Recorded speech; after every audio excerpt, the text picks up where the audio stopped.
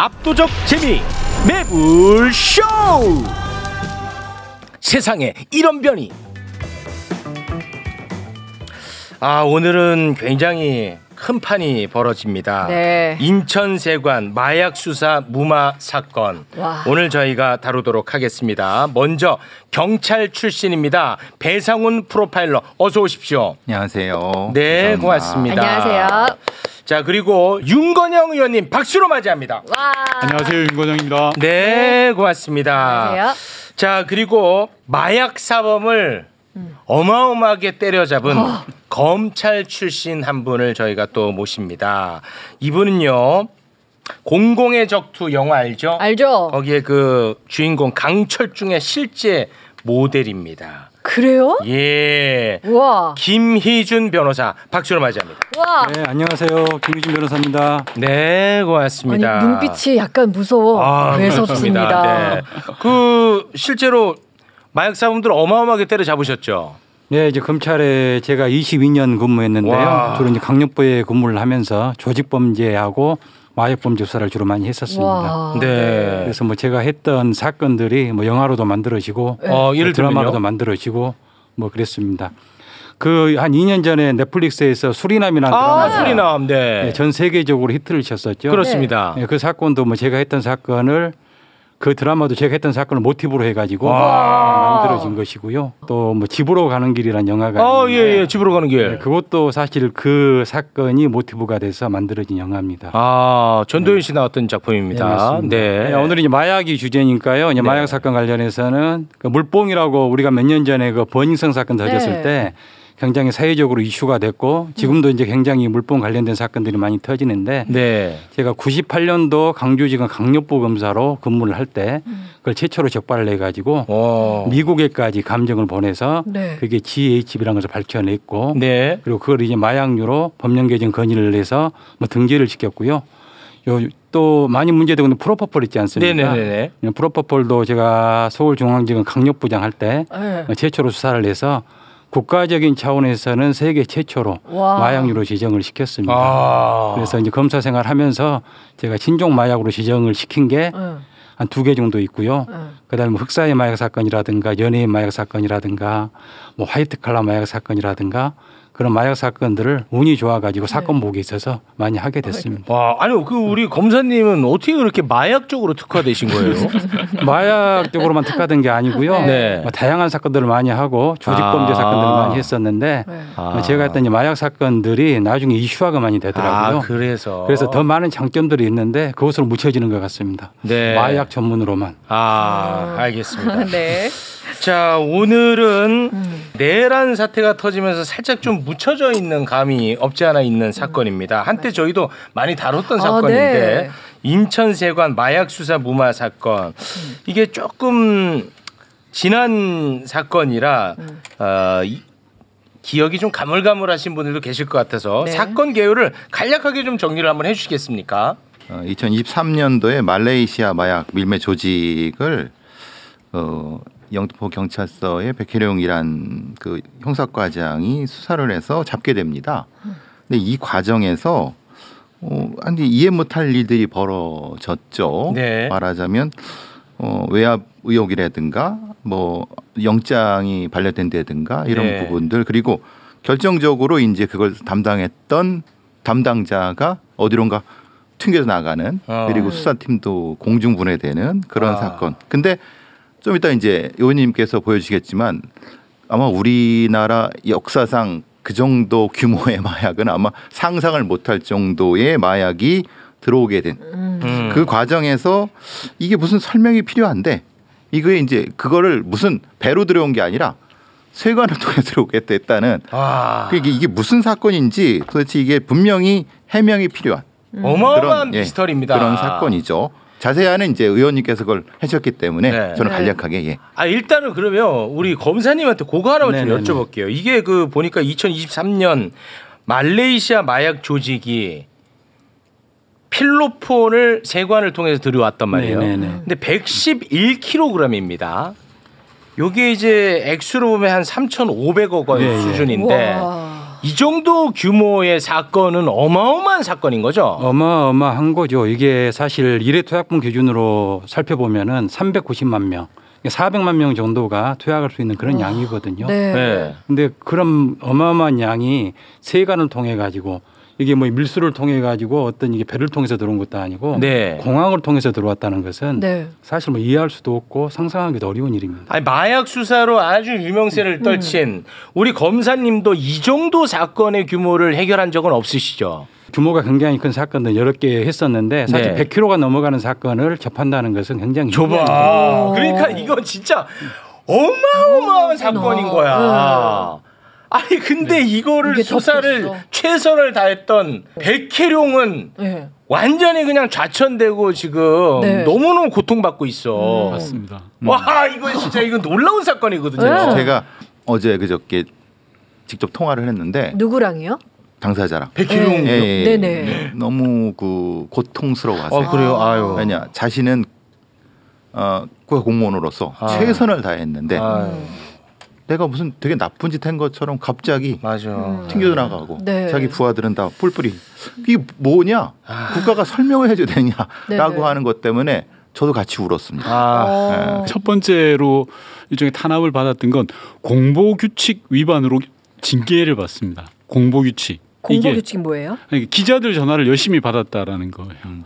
왜냐하면 제가 그래 자료 요청을 해봤어요. 경찰청에다가 네. 최근 3년 내에 이런 종류로 징계받은 사람이 있냐? 없다는 거예요. 아 그래요? 단 한 명도. 아 그러니까 수사팀장이니까 당연히 기자분들이 전화 오실 거 아니에요. 그리고 방금 우리 검사님 말씀하셨던 것처럼 역대급 수사 실적이니까 자랑해야죠. 네. 알려야 되는 홍보 네. 담당자예요. 그게 전화를 잘 받았다 그런 걸 핑계로 공보규칙을 위반했다라고 해서 징계를 내립니다. 그래서 백혜룡 경정이 야 이건 아니다라고 해서 징계 불복을 하죠. 그러면서 이게 이 의혹이 도드라지게 된 거고요. 네. 지금은 수사팀장에서 쫓겨나서 네. 파출소에 가 계세요. 네. 그래서 지금은 수사와는 전혀 뭐 관여할 수도 없는 상황이고 수사팀도 다시 재구성은 돼 있긴 합니다만 동력을 완전히 상실했다고 봐야 되겠죠. 네.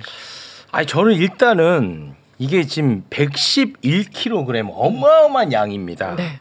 이거는 우리 검사님 이 마약 수사로 유명세를 떨친 검사님도 경험하기 어려운 수준이야. 네. 그 정도의 규모인데 네. 이게 몰래 들여온 게 아니라 세관을 통해서 어떻게 보면 당당히 들어왔단 말이에요. 그렇죠.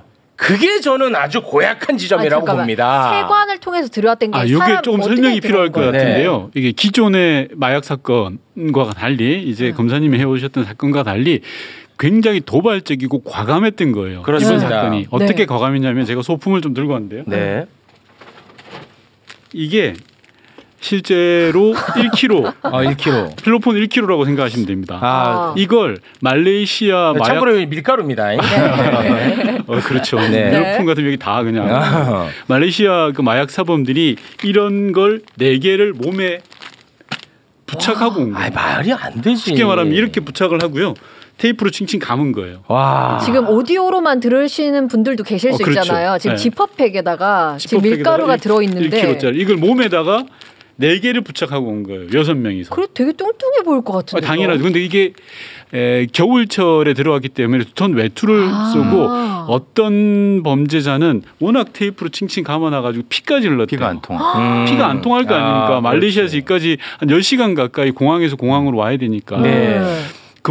그렇게 해서 피가 나고 그런 상황이었고 이런 걸 4개를 부착해서 들고 오는 정말 대범한 짓을 한 거예요. 네. 근데 이 정도면 이게 우리 체육 진행자께서 4개를 쥐고 왔다면 단순한 몸수색만 해도 걸리지 않아요. 당연하죠. 육안으로도 이상하죠. 그렇죠. 이상하지. 육안으로도 이렇게 바로 걸리지. 바바리 코트를 입어도 이게 뭔가 좀 부자연스러운 소리였는데 아무런 제재 없이 빠져나온 거예요. 네. 이 사건의 가장 근본적인 의문점은 여기서 거기서 출발해야 돼. 근데 검사님도 이런 거는 이게 있을 수 없는 일이잖아요. 아니, 이게 적발이 안 된다는 것은 예. 도저히 이해할 수가 없는 거죠. 더더구나 이게 뭐 공항을 통해서 들어온 거잖아요. 네. 어떤 배를 통해서 말이야 이게 항구를 벗어난 이게 뭐 몰래 뭐 들어온 것도 아니고 네. 세관을 통과해서 들어왔다는 게 네. 도저히 이해할 수 없는 겁니다.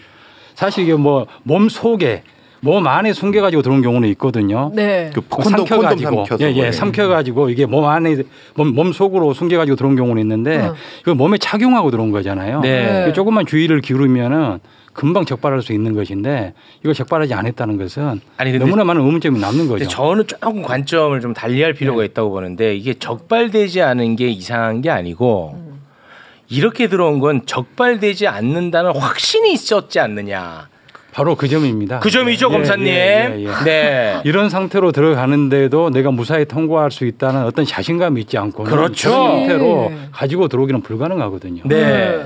그렇지 않겠습니까? 백혜룡 경정의 수사 기록을 보면요, 이분들이 겁을 먹었을 거 아니에요. 네. 당연히 이게 불안하고 그래서 말레이시아에서 모였답니다. 서로 각자 6명이 다 몰라요. 몰라서 한 장소에 모여서 교육을 받아요. 사진을 보여주면서 공항에 가면 이런 사람들이 나올 거야라는 거예요.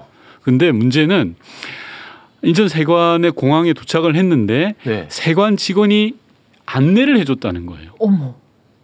쉽게 말하면 보통 게이트가 나오면 출국 게이트가 있잖아요. 네. 그 게이트로 쭉 나오는데 세관 직원이 그쪽 길로 가지 말고 일로 나오세요라고 해서 다른 통로를 열어줬대요. 와, 이거 수사 기록에 있는 겁니다. 수사 기록에 제가 지어낸 게 아니에요. 영화가 아니고 정상적인 통로로 갔으면 거기에 이제 검색하시는 분도 있고 몸수색하시는 분도 있고 마약견도 있고 마약견도 있고 다 있을 거 아니에요. 근데 당시 세관 직원이 이쪽으로 오세요라고 해서 옆에 게이트 쉬고 있던 당시에 운영을 하지 않던 게이트를 열어서 일로 가세요라고 했다는 거예요. 그럼 빼준 거잖아. 당연하죠. 이거 뭐 유착이 돼 있는 걸로 볼 수밖에 없는 거죠. 그러니까 사실 이게 더더구나 이 사건의 이게 내용을 살펴보면은 그 전에 이미 알림이라든가 아피스 같은 공항에 그 정보 시스템 입력이 돼 있는 사람들이에요. 마약 우범자로 해가지고 우범자로 입력되고 나서도 계속 뚫렸거든요. 네. 보면은 2023년도 2월 15일 날 알림이라는 전산 시스템 입력을 합니다. 이 사람들에 대해서 12명에 대해서. 근데 2월 22일하고 2월 24일 날 뚫려요. 그냥 들어옵니다. 야. 왜냐하면 거기 입력이 되면 이 사람들이 들어오면은 세관 수사관들한테 통보하도록 돼 있거든요. 그 사람들 근거를 해야 돼요. 근거를 확인을 해야 됩니다. 근데 그렇지 않고 그냥 들어온 거거든요. 그리고 또 7월 5일 날 또 뚫려요. 아피스에 입력이 돼 있는데 7월 5일 날 뚫렸는데 그때는 검찰에서도 이 사람들이 들어온다는 것을 알고 있었다고 그래요. 근데 이 사람들 말에 의하면은 그냥 아무런 세관의 제지를 받지 않고 들어왔다는 거거든요. 물론 여기서 이제 세관이나 검찰이나 이 사람들의 의견은 좀 이게 엇갈립니다.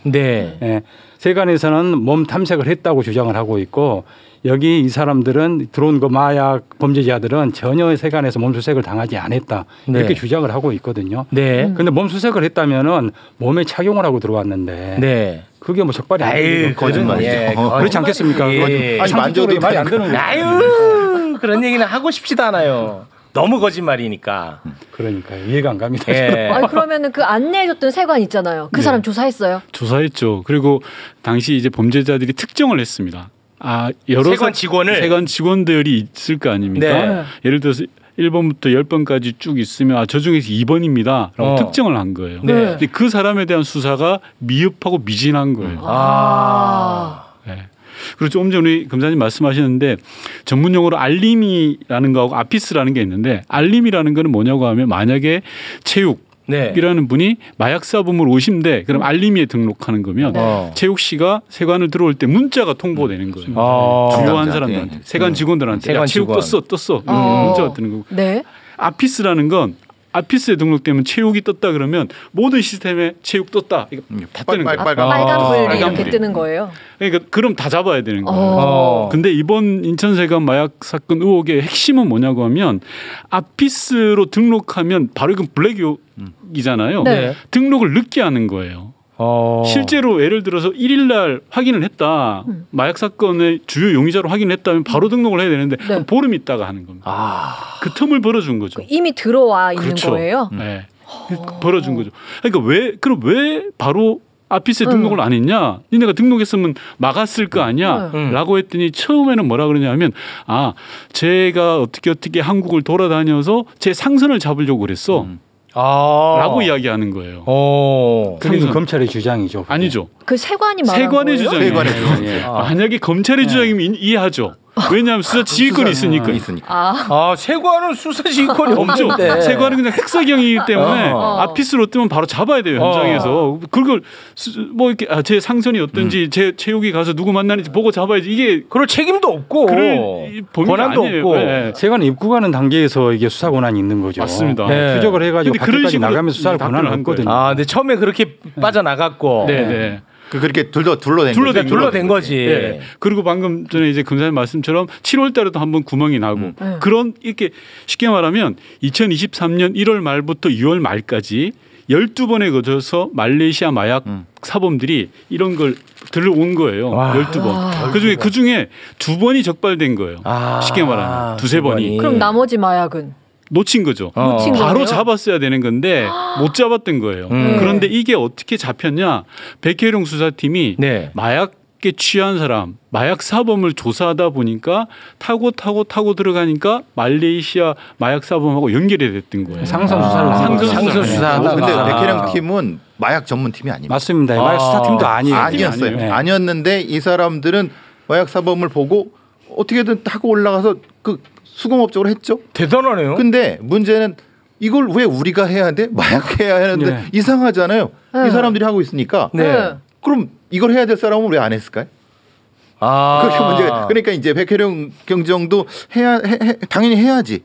타고 올라갔는데 사실은 그게 아니라 마약 그 기록이 있으면은 마약 전문 마약 팀이나 마약 했어야죠. 그렇죠. 그럼 그게 해명이 필요하죠. 그렇죠? 백혜룡 경정은 대단한 성과를 낸 거네. 이렇게 설명을 들으니까 더 대단하네. 근데 그 성과는 대통령께서 분명히 마약 수사를 해라고 국가적으로 말을 했기 때문에 마약과의 전쟁 선포했잖아요. 한 거죠. 네. 근데 왜 지금 이 꼴이 당했냐고 본인은 생각하는 거예요. 그래서 처음에는 경찰청장도 백혜룡 수사팀의 그 실적을 보고 잘했다라고 칭찬했죠. 잘했어, 너 정말 잘했어라고 했는데 바로 징계 때리고 자천시켜. 와. 너무 억울하죠. 근데 백혜룡 수사팀에 근거된 사람들의 인적 사항은 이미 세관이나 검찰에서도 알고 있었어요. 2월 27일 날 근거된 선수가 있는데 그중에 한 사람이 다 이야기를 했거든요. 그래서 인적 사항을 알고 있었고 또 2월 27일 날 입국했을 때 자기들이 저지른 마약 범죄뿐만이 아니라 다른 이게 여자들도 많이 있다고 인정을 하고 자백을 했는데도 거기에 대한 수사가 전혀 이루어지지 않았어요. 그때 당시 검찰은 뭐라고 했냐면 아까 2023년 7월에 뚫렸을 때 공범들이 부인하고 있었고 자백밖에 없어서 못 잡아넣었어라고 이야기를 해요. 근데 그건 말이 안 되거든요. 저보다 더 잘 아시겠지만 맞습니다. 마약 사건은 자백에서부터 출발하는 거거든요. 거기 타고 올라가야 되죠. 사실 자백만 있었던 게 아니거든요. 저도 이런 종류 수사를 많이 해봤지만은 일단 본인이 이게 자백한 그 내용의 그 일시에 우리나라 입국한 내역이 있지 않습니까? 그리고 그 이전에 보면은 그 부두막에 어떤 수첩이 발견이 됐는데 그 수첩에도 보면은 그 공범들의 인적 사항들이 다 기재가 돼 있어요. 수첩에. 보강 증거라는 것은 아주 직접적인 증거만 의미하는 게 아니라 정황 증거만 있어도 되는 거거든요. 그래서 그 정도 가지고도 충분히 수사가 가능했을 것 같은데 자백만 있었고 나머지 공범들은 부인하기 때문에 뭐 수사를 더 진척하기 어려웠다. 뭐 이런 상황이었는데 나중에 9월 5일 날 2023년도 9월 5일 날 전혀 마약 수사팀이 아닌 일반 수사팀에 있는 백혜룡 경정 수사팀에서 이 사건을 수사를 해가지고 전모를 밝히게 된 겁니다. 밝혀서 이제 하려고 하니까 그럼 문제가 생기는 거죠. 누가 이것을 안 한 거야 못한 거야 이렇게 한 사람들이 뜨끔한 거죠. 사실은. 그렇겠죠. 백혜룡이라고는 소심한 그들 의미로 듣보잡이 갑자기 마약사 성과를 내버렸는데 그럼 이걸 해야 될 사람은 뭐 했냐고 질책을 받게 되는 상황이 벌어지는 거잖아요. 그 상황 때문에 이게 벌어진 거예요. 거기에서 이제 외압이라는 게 등장합니다. 왜냐하면 2023년 9월 5일 날 방금 군단님 말씀처럼 백혜룡 수사팀이 다 이제 정리를 했어요. 정리해서 기자회견을 해야 될 거 아닙니까?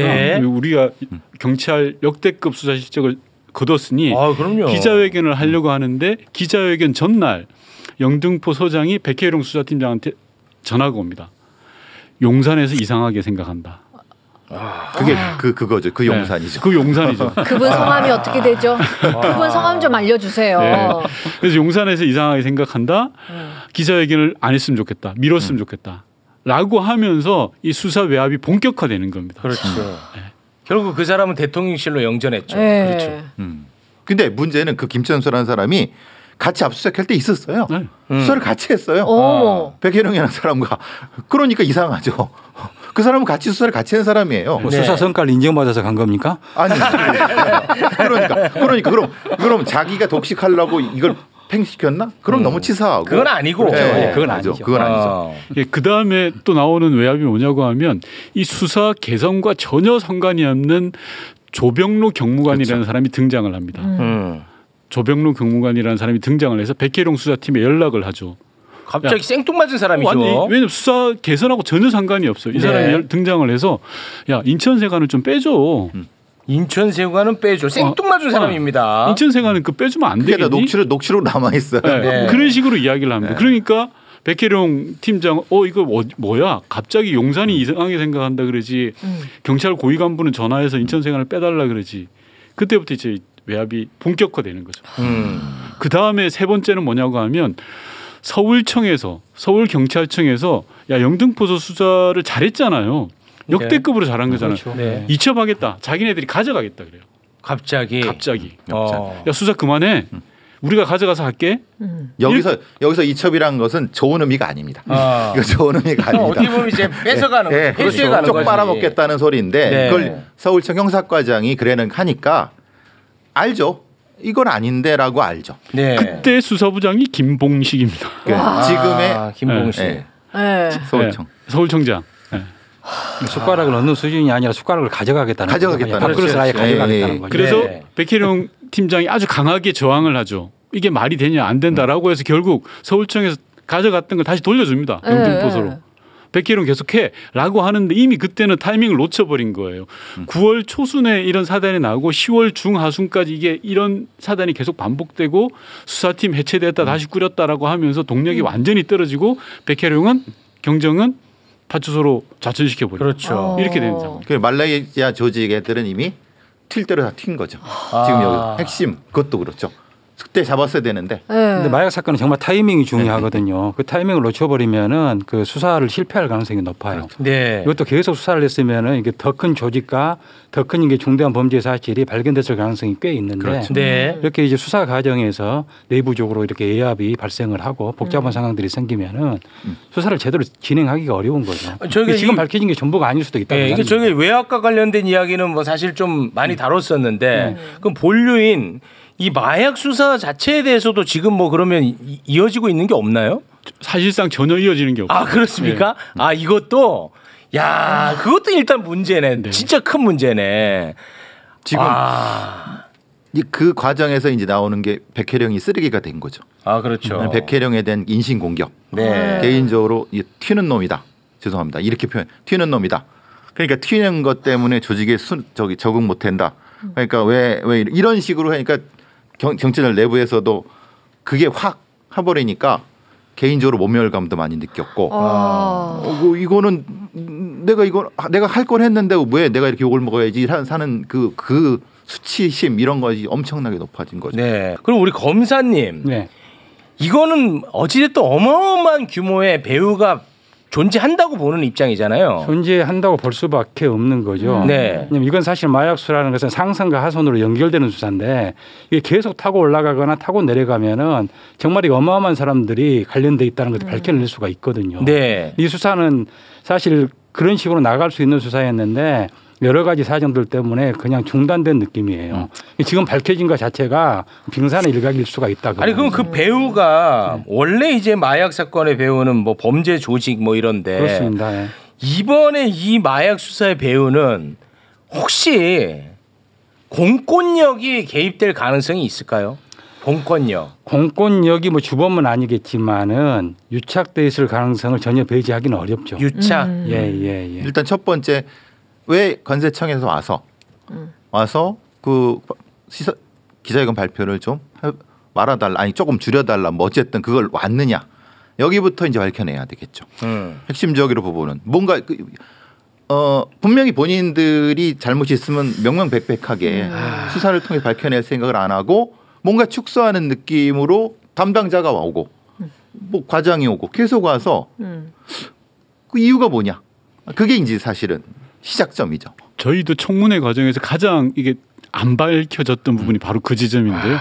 관세청이 이런 표현하면 좀 그렇지만 전부가 나섰어요. 그러니까요. 네. 조직 전체가 나서가. 조직 전체가 우리는 아무 잘못 없어요.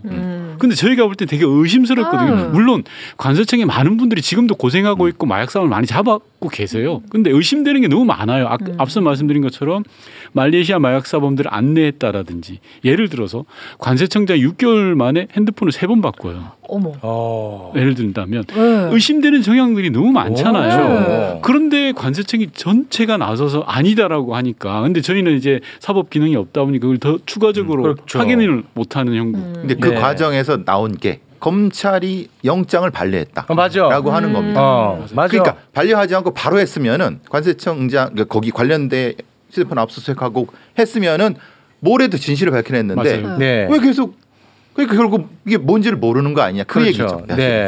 사건 당일에 CCTV에 대한 거 영장 이런 것들을 뭐 기각을 했다는 거죠. 그렇죠. 네, 맞습니다. 그걸 6번이나 확인해보면 금방 알 수가 네, 있을 그 정말 건데. 이해하기 어려운 대목이거든요. 그렇죠.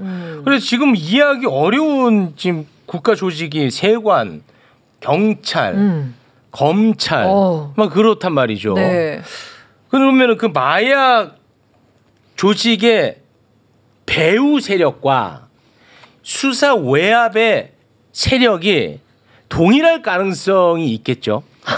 근데 이게 두 가지가 그렇진 좀 않을까요? 애매하면 그건 아닐까요? 그건 너무나도 그러니까 그건 아닌가요? 이게 이제 우연히 부딪혔다. 말하자면은 근데 그것도 웃긴 거는 아까 그 말씀해 주신 이 말레이시아 조직이 간이 배 밖으로 나와서 그거를 여자 몇 이렇게 붙여갖고 들어올 간이 배 밖으로 나왔다는 거 그게 아이 말이 안 돼. 자기들이 이게 손실이 엄청나잖아. 아이 말이 안 돼요. 만약에 하나에 걸리면은- 수십억입니다. 이 하나에 수십억.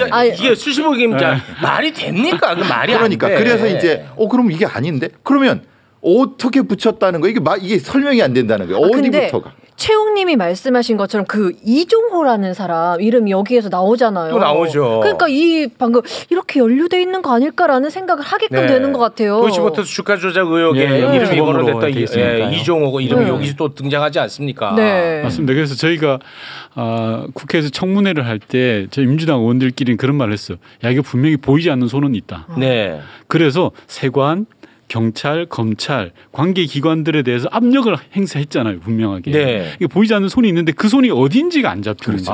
미치겠네 진짜. 그 말레이시아 그 마약 조직원들이 네. 몸에 차고 가지고 들어왔잖아요. 그렇습니다. 그게 어떻게 가능하냐 그 말이에요. 그렇습니다. 사전에 이게 모의하거나 공모되지 않고는 저 그게 핵심이라고 그런 보거든요. 대담한 행위를 하는 것은 진짜 어렵거든요. 네. 뭐 그런 관점에서 본다면 애당초부터 계획된 범죄였다. 네. 뭔가 공권력하고 유착이 돼 있는. 네. 그렇게 볼 수밖에 없을 자, 것 그럼 같아요. 예를 들어서 이 뭐 가정입니다. 그러면은 세관하고 유착이 돼 있다고 쳐요. 마약 조직범들이랑 세관의 일부 공무원들이랑 일부 공무원이 유착이 돼 있다고 치겠습니다. 근데 이거를 우연한 기회에 발각을 했어요. 그럼 이 수사를 무마시킬 만한 세력이 아니잖아요. 네. 세관은. 그렇지 않습니까? 그래서 제가 계속 질문을 하는 겁니다. 마약 조직의 배후 세력과 수사 무마의 세력이 동일할 가능성 없겠느냐. 그래서 나는 이 질문을 하는 거야. 근데 이 동일이라는 말이 그래서 너무 이거는 만약에 우리 최욱님이 말씀하신 것처럼 수사외압의 배후와 네. 마약이 밀수의 배후가 같다 그러면 대한민국 뒤집어지는 거죠. 뒤집어지죠. 이거는 끝나는 겁니다. 네. 이거는 말이 안 되는 말이 안 되죠. 벌어지는 겁니다. 이거는 상상조차 하기도 싫은 일입니다. 근데 상상 계속 하시는 것 같은데. 왜냐하면 설명이 안 되니까. 이게 설명이 안 되잖아요. 네. 당사자도 설명을 백희룡 같은 사람도 이해가 안 되는데. 안 되잖아. 그러니까 이제 본인도 이제 청문회에서 여러 가지 말씀을 하신 거죠. 그러니까 뭐 거기에 대해서 너무 분하니까. 그러니까 이건 분명히 수사를 통해 밝혀져야 될 부분이라고 생각하는 거예요. 네. 근데 세관 직원들도 특정을 했고, 그런데 수사는 제대로 이루어지지 않고, 수사를 제대로 했는데 또 그 부분이 막히고, 그걸 막은 것 같은 사람은 영전하고, 이게 굉장히 이거는 굉장히 미스터리입니다. 맞습니다. 그래서 이 부분에 대한 마약 수사 이 본류에 대한 부분 그리고 외압 수사의 대한 부분 이건 어떻게 앞으로 진행이 됩니까? 그래서 저희 당에서는 상설 특검으로 가자는 거예요. 상설 특검. 이거 특검할 수밖에 없다. 왜냐하면 경찰은 동력을 잃어버렸고 백혜룡 수사팀은 그리고 검찰도 사실상 이 건에 대해서는 신뢰하기가 어렵고 그리고 세관 조직, 관세청 조직도 조직적으로 이 부분은 나오고 있는 상황이라면 특검밖엔 답이 없다. 상설 특검으로 가야 된다라고 네. 해서 저희 당 차원에서는 의원이 끝난 상태고요. 네. 다음 주 본회의에서 상설 특검 법안을 처리하려고 합니다. 아 그렇습니까? 네네.